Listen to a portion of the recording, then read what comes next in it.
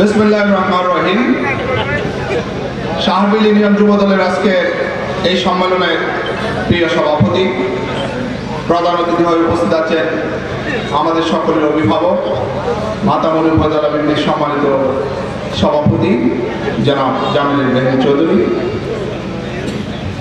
আমি সম্বোধনটা একটু সংক্ষিপ্ত করতেছি এবং আমার আজকের এই মঞ্চে যারা বিএনপি পরিবারের বিভিন্ন স্তরের নেতাকর্মী আর সামনে যারা উপস্থিত আছেন যুবদলের ভাইরা, আসসালামু আলাইকুম ওয়া রাহমাতুল্লাহি ওয়া বারাকাতুহু।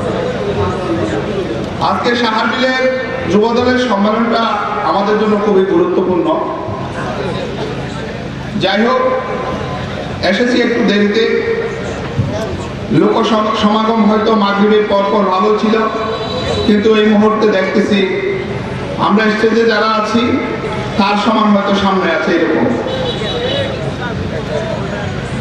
মূল কথা হচ্ছে আমরা সকলে রাজনীতি করি একটা নীতি নিয়ে,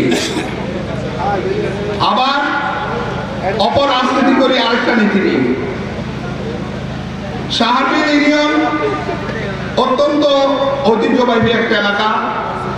এই ইউনিয়নের অধিকাংশ মানুষ ইসলামী মূল্যবোধে বিশ্বাসী, জাতীয়তাবাদী আদর্শে বিশ্বাসী। আমরা যারা এই ইউনিয়নের দায়িত্বশীল আছি বা নেতৃত্ব দিয়ে যাচ্ছি, আমরা অত্যন্ত দায়িত্ব নিয়ে এই ইউনিয়নের দায়িত্ব পালন করে গেছি অতীত সময়ে। আজকে আমি সংক্ষিপ্ত পরিসরে অত্যন্ত গুরুত্বপূর্ণ দুটি কথা বলবো শাহবিলবাসীর উদ্দেশ্যে। শাহবিলের মানুষ অত্যন্ত ধর্মপ্রিয়তার কারণে এই এলাকার কোন সন্ত্রাসী রাজত্ব না থাকার কারণে, প্রভাবশালী জমিদার শ্রেণীর কোন মানুষের রাজত্ব না থাকার কারণে এই এলাকার মানুষ অত্যন্ত স্বাধীন চেতা মানুষ হিসেবে অতীত সময়ে ছিল। পরিচয় ঘটিয়েছে সেটা হচ্ছে গরু চুরের ইউনিয়ন, ঠিক কিনা? কথা হচ্ছে গরু চুর যে করে বা যার নেতৃত্বে করে, এরা কারা?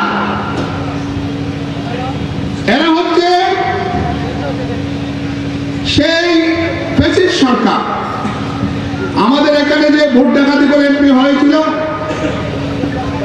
ডাকাতের শ্রদ্ধা, সন্ত্রাসের শ্রদ্ধা, দখলবাজের শ্রদ্ধা, সেই বাইট্টা জাফরের অত্যন্ত একজন অস্ত্রধারীর নেতৃত্বে এই শাহবিল এখন পরিচালিত হয়, ঠিক কিনা বলে? শাহবিলের মানুষের কাছে একটা আবেদন, এখানে শিক্ষিতের পরিমাণ অত্যন্ত বেশি এবং এখানকার মানুষ যেহেতু ধর্মবিরোধী, জাতীয়তাবাদের আদর্শের শরীর, সুতরাং আপনারা আপনাদের নিজের ঐতিহ্য ফিরিয়ে আনার জন্য ঐক্যবদ্ধ হন, না হলে আপনাদের পরবর্তী প্রজন্মকে সেই গরু চুরের তকমা লাগিয়ে সারা কক্সবাজারে আপনারা সেই তকমা লাগিয়ে নিজেকে পরিচিত করাতে হবে। কেন এরকম হচ্ছে? যারা গরু চোর করে আমি তাদেরকে দায়ী করবো না। আমরা যারা বিএনপির নেতৃত্বে আছি এই শাহবিল ইউনিয়নে, আমি আপনাদের কাছে আবদার করে বলতে চাই, অধিকার রেখে বলতে চাই, অনুনয় করে বলতে চাই, বিনয়ের সহিত বলতে চাই, আপনারা নিজেরা দায়িত্ব বহন করুন। দায়িত্বে আছেন, ভালো কথা, কিন্তু নিজেরা দায়িত্ব গ্রহণ করুন। আপনারা ঐক্যবদ্ধভাবে সিদ্ধান্ত নিন। যদি আপনারা ভিন্নতায় সিদ্ধান্ত থাকেন, তাহলে নিজেদের পায়ের কোড়া নিজেদের মাসবেন আগামী 2-3 মাস পরে। বিশেষ করে বিএনপির অভিভাবক যারা আছে, আমরা যুব দলকে ডাকেন, ছাত্র দলকে ডাকেন, স্বেচ্ছাসেবক দলকে ডাকেন এবং যারা সংগঠন করতেছে অ্যাকচুয়ালি তাদেরকে ডাকেন। যেহেতু ফ্যাসিস্টের পর দেশে আর ফ্যাসিস্টের সেই যারা দূষণরা থাকতে পারে না, সন্ত্রাসীরা থাকতে পারে না। আমাদের সেই প্রাণপ্রিয় নেতা শিলং নির্বাসন থেকে এসেছিল, তিনি জন্মভূমির উদ্দেশ্যে দেশে আসছে। সেই পথে যে জায়গায় আমাদের মিছিলের বহরে হামলা হয়েছিল, আপনাদের কিন্তু এখনো টনক নড়েনি, আপনার কোন পথে আছেন? আপনাদেরকে আমি অনুরোধ করব, আপনার উপজেলা পর্যায়ের সিনিয়র নেতৃবৃন্দের সাথে পরামর্শ করেন, রুদ্ধদার পরামর্শ করেন। এমন কোন মানুষ আপনাদের সাথে নেবেন না যারা ওখান থেকে সেই দূষকদের কাছে মেসেজটা পৌঁছিয়ে দেয়। রাজনীতি করলে জীবনের ঝুঁকি নিতে হবে, রাজনীতি করলে বুকে পাট্টা রাখতে হবে, রাজনীতি করলে মুনাফিকি লক্ষণ দিয়ে রাজনীতি করা যাবে না। আমাদের অভিভাবক তিনি চাইলে শেখ হাসিনার সাথে আঘাত করে রাজনীতি করতে পারত, 10 বছর নির্বাচনে থাকতে হতো না, 62 দিন ঘুমের গুহায় থাকতে হতো না। তিনি একমাত্র আল্লাহকে ভয় করত, সে আল্লাহর উপর ভরসা করে জিয়া পরিবারের একমাত্র অভিভাবকত্ব বরণ করে, জিয়া পরিবারকে একমাত্র অভিভাবকত্ব বরণ করে তিনি রাজনীতি করেছেন, ঠিক কিনা বলেন? বক্তৃতায় আমি বলি, আমি সালাউদ্দিনের কথা বাস্তবায়ন করার জন্য এসেছি। সালাউদ্দিনকে অভিভাবক হিসেবে মানি, কিন্তু সালাউদ্দিনের মানুষকে যখন হামলা করলো, আপনাদের চিন্তা ভাবনা তখন কি ছিল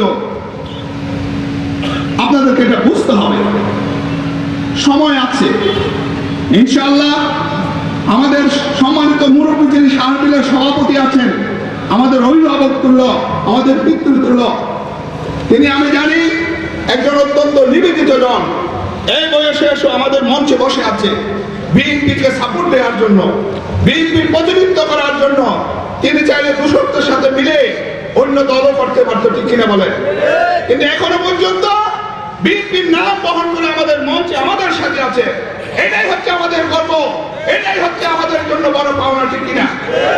সুতরাং সাহাবীবাসীকে আমি জানাবো, আপনারা পাড়ায় পাড়ায় দুর্গ গড়ে তুলুন সেই সন্ত্রাসের বিরুদ্ধে, সেই গরু চুরের বিরুদ্ধে।